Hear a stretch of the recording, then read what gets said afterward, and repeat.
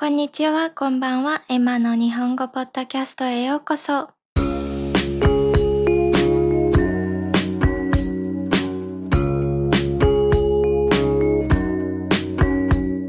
皆さん、今日も元気にお過ごしでしょうか？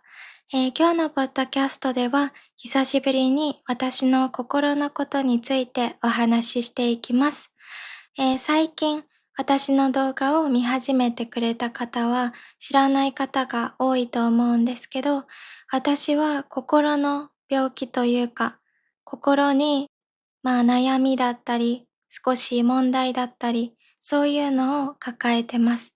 で、最近はそれがすごくひどいんですね。結構心が落ち込んでしまって、何も手につかなくなってしまってました。で、この心の病気自体はすごく前から、中学生の頃からあって、私の場合は気分の波が激しいんですね。なんとなく鬱になったり、また幸せになったり、なんて言うんだろう。ネガティブとポジティブの差がすごく大きい。1時間前までネガティブだったのに、1時間後にはすごくポジティブ。そんな風になっちゃってたんですね、最近。で、この前に私の不眠症が治ったっていうお話をしたと思うんです。いろんなことを試して、薬を飲んだり、ビタミンを取ったり、マグネシウムですね。マグネシウムのサプリを飲んだり、友達が教えてくれたみたいに、暖かい暖色のライト、後ろに映ってるような色のライトを寝る前につけておくとか、そういうのを試したりして、不眠症が一時期治ったんですけど、最近この心の悩みが出てきてから、また不眠症が始まってしまったんです。私の不眠症は、まず夜寝れない、寝つけない、寝るのに2時間3時間かかってしまうとか、最近ひどいのは1時間に1回ぐらい目が覚めてしまうとか、他にも悪夢でうなされる。毎日すごくひどい悪夢を見るっていうことが多いんです。誰かに追いかけられる夢とか、誰かに刺される夢とか、そういうのを見ることが多くて。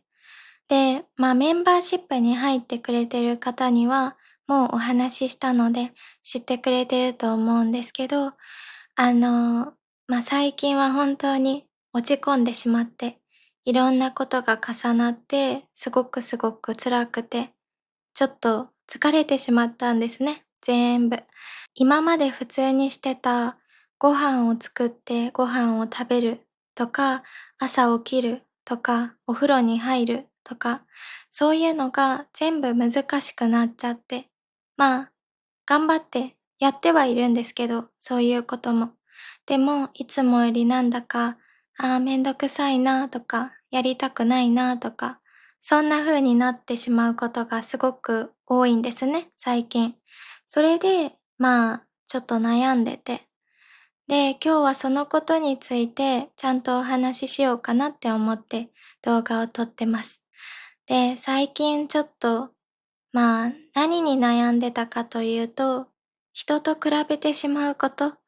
私は昔から人と比べてしまう癖というか、あんまり良くない癖があって、いつも誰かと比べながら生きてきたんですね。会社でもそうだし、学校とかでもそう。いろんなところで、とにかく誰かと比べて、そしてそこで頑張ろうって思うんじゃなくて、ただただ落ち込んでしまう。なんで私はこんなこともできないんだろうとか、今の悩みだったら、他の人はもっと楽しいポッドキャストを作ってるのに、私はなんで面白いトピックが思いつかないんだろうとか、楽しい話ができないんだろうとか、そんな風に悩んじゃってたんですね。もちろん私のポッドキャストを好きだって言ってくれる人がたくさんいるっていうのも知ってるし、いつもみんなのコメントを読んだらすごく幸せな気分になる。そういうのもあるけど、それと同時にやっぱりいろんな人の YouTube が流れてきて誰かと比べてしまう。比べたってしょうがないのにね。比べたってしょうがないのに、比べちゃう。しかも、別に友達とか、周りの人じゃなくて、正直、全く知らない人、私の人生に一切関わりのない人と比べて落ち込んじゃってるんです。で、こういう風に、悲しい気持ちとか、落ち込んでる気持ち、鬱っぽい気持ち、こういう感情に振り回されながら生きてるんですね。これに疲れてしまって、すごく。で、最近誰だって無価値な自分と戦っているっていう韓国ドラマを見たんですけど、その主人公がすっごく似てたんですね、私に。その人は40歳の男の人で、映画監督になることが夢で、ずっと映画監督になりたいって思って、今も生きてるけど、映画監督にまだ慣れてないんです。一作も作ることができてない。でも、その主人公、ファンドンマンは、周りの友達とか、周りの仕事仲間とか、そういう人はどんどん映画を作って、でも自分は全く作れてない。同じリングにすら上がれてない。そんなことについて、焦りを感じてたり、すごく誰かと比べてしまって、自分は無価値な人間だって思いながら生きてるんです。で、もちろんそのファンドンマンの周りの友達とか、映画監督とか、デビューした側の人たちも、その人たちはその人たちで悩みがあるんです。デビューしたからこそ感じてる焦りだったり、悩みだったり、そういうのをみんな抱えてる。でもファンドンマンは自分がそこにすら行けてないっていうことに焦りを感じてて、劣等感を感じながら生きてるんです。自分はダメな人間だ。自分は恥ずかしい人間だ。自分は無価値な人間だ。そう思って生きてるんですね。でも、私から見たファンドンマンはすごく強い人間なんです。なんでかって言ったら、ファンドンマンは言えるんです。その弱い自分を包み隠さず、例えば焦りを感じてるとか、今不安だっていうことを周りに打ち明けることができる。私は焦ってる姿とか、自分が弱くなってしまってる姿とか、そういうのを隠しながら生きてきたんです、今まで。誰にも知られたくなくて、人前で泣くっていうことを我慢したり、どんなに辛いことがあってもニコニコして過ごしてたり。だから周りの人には元気な子だねとか、悩みが少なくていつもニコニコしてて、そんな感じに思われてる。結構穏やかな人間だと思われてるんですね。私は隠しちゃうから、うまく言えないから。でも、ファンドンマンはそれを言うんです。例えば、ファンドンマンのお兄ちゃんがファンドンマンに聞いたんですね。お前は何のためにそんなに頑張ってるんだ。それを聞かれた時に、なんて答えたと思いますか？ファンドンマンは成功もデビューも欲しいって答えたんじゃなくて、ただ苦しくなければいい。ただ不安でなければいい。私はそれを聞いたときに、今まで自分が頑張ってた理由、自分でもなんで私はこんなに頑張ってるんだろうって思ったりしたけど、このドラマを見てこのセリフを聞いて、ああ、私はこのために頑張ってたんだなって思ったんです。不安になりたくなくて、安心してたくて、ここまで頑張ってきたんですね。わかりやすく言ったら、テストとか、学生時代のテストとか、私はテストはすごくいつも点数が良かったんです。でも、別に私が頭がいいからとか、賢いからとか、そういうのじゃなくて、ただただ怖かったんですね。自分がもし悪い点数を取って、周りの人に何か言われるっていうのがすごく怖かったんです。私は小さい頃から怒られるタイプではなくて、がっかりされるタイプだったんですね。何かを失敗してしまった時に、なんでそんなことするんだって怒られるんじゃなくて、もっと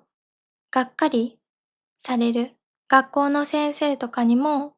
あなたには期待してるって言われることが多くて、その期待を裏切ってしまったとき、その期待を満たせなかったとき、そういうときに、期待してたのに、とか、そういうふうに、どっちかと言ったら、なんて言うんだろう。悲しそうな顔をされることが多かったんです。私はそれがすごく怖かったというか、なんか罪悪感を感じるようになったんですね。別にテストの点数とか、学校で勉強ができるとか、そういうのって先生のためでも家族のためでも友達のためでも何でもなくて、自分自身のためじゃないですか。でも私はそれになかなか気づくことができてなかったんですね。私は自分のために勉強してるんじゃなくて、周りの人のために勉強してたんです。他にも、仕事の時もそう、会社で働いてた時も、周りの人にがっかりされないように、期待を裏切ってしまわないように、そういう不安があったから頑張れてたんですね。今頑張らないと後で後悔するだろうなっていう不安があって、だからここまで頑張ってきたんです。でも私はこんなことを人前で言えなくて、今ね、YouTube で話してるじゃんって思ったかもしれないけど、これは私は今目の前にカメラしかないから、私の顔しか見えてないし、私のスマホしかないから、今こうやって包み隠さず話せてるけど、いざ目の前に家族とか友達とか大切な人がいたら、私は無理、何も言えない。そういう弱い姿とか、不安だっていうことを言えないんです。怖くて。ああ、弱い人間なんだなって思われるのがすごく不安で。でも、ファンドンマンは違ったんです。お兄ちゃんにも不安でなければそれでいいって言った。そう、私はそれを見てかっこいいなって思った。ああ、なんかファンドンマンみたいになりたいなって思ったんです。私はすごく明るい振り、元気な振り、大丈夫な振り、こういう振りがすっごく得意で、相手に迷惑をかけないでおこうって思いながら育ってきたから、そういう風に感情を隠すことが得意だったんですね。最近はもう何にも隠せてないけど、得意だったんです、最近までは。だから何かすごく焦ってる時でも、ボロボロになりそうな自分を見せないでおこうって思って、とにかく隠す努力をしてました。こういう風に弱い自分を隠せるっていうことがかっこよくて強いって思ってたんです。でも違ったんですね。そうやって生きてると弱い自分を出すタイミングがわからなくなっちゃうんです。弱くてもいいんだよって言ってくれる友達、そういう子もいるけど、そういう子の前ですら弱くなれない。まあ、一人ね、お姉ちゃんみたいな友達がいて、その子の前では弱くなれるけど、他の人の前では、最近ボロボロなんだよねっていう話をしてても、泣かない。もうめっちゃ笑顔、笑いながら、最近辛いんだよね、みたいな感じで言ってる。それぐらい弱い部分を出すっていうのが、すごく怖くなったというか、怖くなったっていうよりも、わからなくなった。どうやって出せばいいのかがわからなくなったんです。でも、ファンドーマンを見てたら、本当に強い人間は、弱い部分を隠して強く見せてるんじゃなくて、弱い部分も自分の一部だって認めて、それを相手にさらけ出す。周りに相談する。打ち明けて、私もこういうとこがあるんだって言える人、そういう人がかっこいい人なんだなって感じたんです。ファンドンマンを見て。で、他にもファンドンマンは、ある人に、お前の隣にいたら、焦りを感じるって言ったんですね。お前の隣にいたら不安になる。そんな風に言ったんです。私だったら、そんなことは言えない。中学生の時に、いつも1位2位を争ってる人がいて、で、私はその人とすっごく、なんて言うんだろう。私はその人の隣にいたらすっごく焦りを感じてたんですね。もちろんいい友達だったんだけど、焦りを感じる。なんだか、この人に負けないように頑張らないと、とか。でもその人は本当に賢い人で、すごく努力家で、毎日毎日たくさん勉強してるっていうのも知ってたから、でもだからこそ焦る。自分もやらないとっていうふうに思ってたんですね。でも私はこのことをその人に言ったことがない。今まであなたの隣にいたら焦りを感じるなんて言ったことがなくて、ただただ心の中でそう思ってました。でもファンドーマンはそれを隠さずにちゃんと打ち明けたんです。この主人公は自分が無価値だっていうことに最初はすごく悩んでて、もちろん今も悩んでるけど、でも途中で僕は無価値なまま生きる、無価値な人間として生きてやるっていう言葉があったんですね。私はそれを聞いて本当に泣いたんです。なんか今の私にとって一番大切な言葉だった。無価値な人間のままで生きていいんだって思えたんですね。どんなドラマを見ても、どんな映画を見ても、価値のある人間になりなさいとか、強い人間になりなさいっていう言葉は山ほどあるじゃないですか。本とか動画にもいろんな人が言ってる強くなる方法とか、価値のある人間になる方法、他人に認められる方法とか、そういうのがたくさんある世の中だけど、ファンドンマンのおかげで弱い人間のままでもいいって思えたんですね。弱い人間のまま生きてもいいし、たとえ私に価値がないとしても、そのまま生きていい。価値がないなら価値がないなりに自分の人生として好きなことをして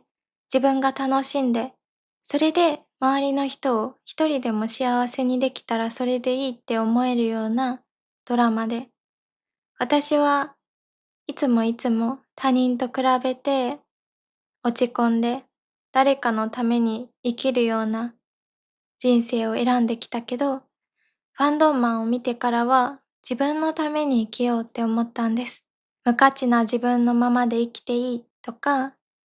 かっこよくない自分のまま生きていい、ありのままの自分で生きていいって思えるようになったんです。だからこれからは幸せな部分だけ切り取ってポッドキャストを作ることはやめます。私は悲しいこと、辛いこと、苦しかったこと、そういうお話もするし、それだけじゃなくて、本当に幸せだって感じたことも話すし、お腹を抱えて笑うほど面白いことがあったら、それもみんなにお話ししたい。でも、一番大切にしたいのは隠さないこと。苦しいことは苦しいってちゃんとお話ししたいなって思いました。で、このドラマを見た後に、最近このポッドキャストについて少し考えてたんです。私はなんで誰かと比べて、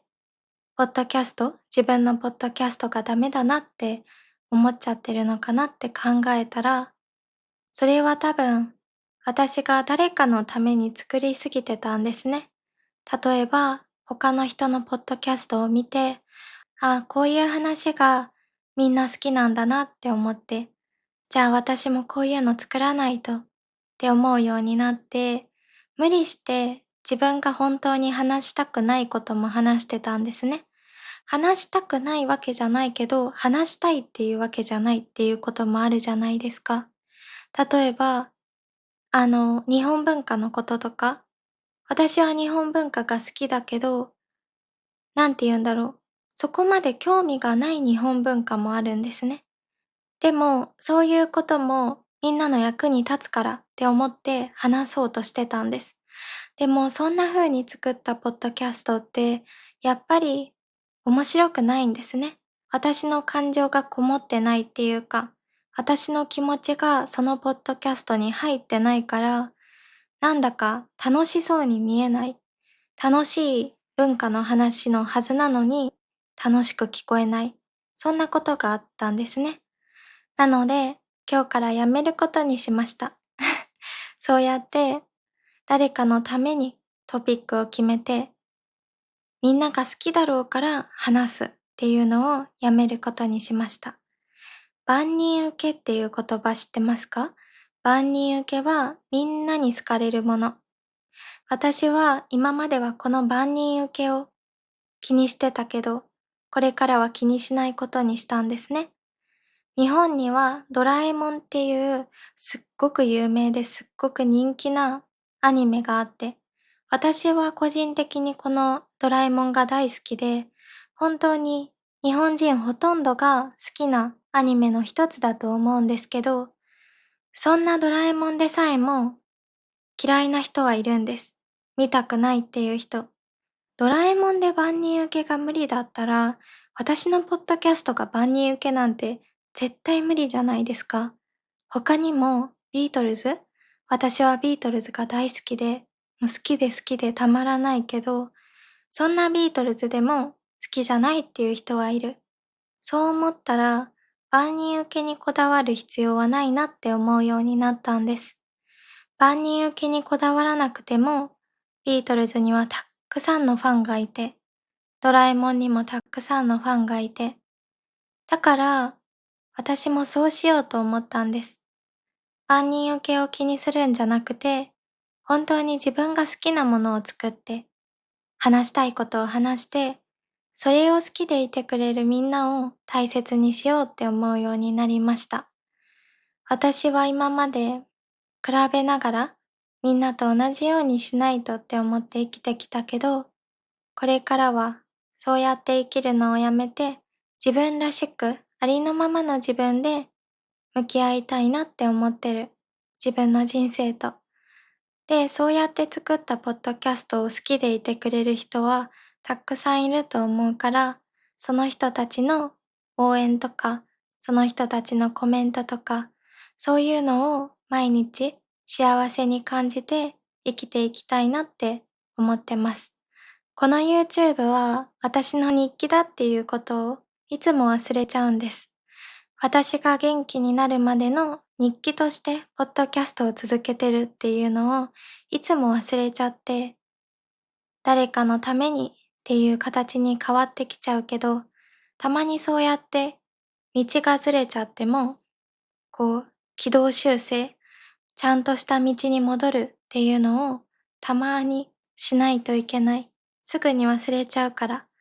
まあでも私はそんな感じで嬉しくなったり、不安になったり、悲しくなったり、幸せになったり、バラバラの感情で生きてて、いつになったらこれが収まるんだろうって思うけど、ファンドマンは抑えようって思うことをやめたんですね。ごめんね、ファンドマンばっかりの話して。ファンドマンが本当に好きで、考え方とかが。ファンドマンは感情はたくさんあって、本当にすっごく幸せな安心を感じてる日もあれば、すっごく不安で何もできないような日もある。でも、ファンドマンは隠さずに、しかも抑えようとせずに、この波に乗りながら生きてるんですね。サーフィンみたいな感じ。ファンドマンは波に飲まれちゃうんじゃなくて、私は波に飲まれてるんだけど、ファンドマンは波の上にぷかぷか浮いてるの。私はそうなりたい。ファンドマンみたいにぷかぷか浮けるように、波に流されるんじゃなくて、波に乗って生きていくようにしたいんですね。やっぱり人間として生まれた以上、感情っていうのはなくせないじゃないですか。私もなくそうと何回も努力したけど、なくせないし、やっぱりなくしちゃったら、幸せとか、そういういい感情も忘れちゃうんですね。人間味がなくなっちゃう。でも、私は、よく言えば、すっごく人間味のある人間。こんなに人間っぽい人間いないよねっていうぐらい、感情の波。もう、不安だし、めっちゃイライラする時もあるし、号泣する時もあるし、もう生きてられないって思う時もあるけど、でも次の日になったら、ちょっとしたことで笑えて、幸せを感じて、誰かの隣で安心できて、そういう風に、もう大きい波、私の人生は、私の感情は。でも、このまま生きてみてもいいかなって最近は思えるようになりました。だから今日からそう感じたことをちゃんと頭の片隅に置いて生きていきたいなって思ってます。自分は無価値だ、価値がないって感じる毎日だけど、それでもその中でちょっとした幸せなこと、そういうのを見つけて大切にして生きていきたいなって思ってます。なので、きっと私の動画を見てくれてる人の中には、同じように辛い思いをしてる人、苦しいなって思ってる人、もうやめたいって、全部やめたいって思ってる人もいると思うけど、私と一緒に自分のペースで波の上で浮かびながら過ごしてくれると嬉しいです。私はこれからのポッドキャストは本当に自分が話したいこと、心の底からみんなに伝えたいって思うことだけを作っていくけど、それで一人でも少しでもちょっとお休みしたいなって思った人が心地よくリラックスできる空間を作っていきたいなって思ってます。なのでこれからもこんな私だけど、いつも体調のことで迷惑かけちゃう私だけど、温かく見守ってくれると嬉しいです。そして私と一緒に少しでも幸せを見つけて生きてくれたら嬉しい。じゃあ皆さん、今日もここまで見てくれて本当にありがとうございました。今日の動画で一人でも救われてる人がいたら嬉しいです。私もファンドンマンに救われたので、私もこの話を皆さんに届けて、一人でも多くの人が救われていたらいいなと思います。では皆さん本当にありがとうございました。また次回のポッドキャストでお会いしましょう。今日もいい一日をお過ごしください。じゃあね。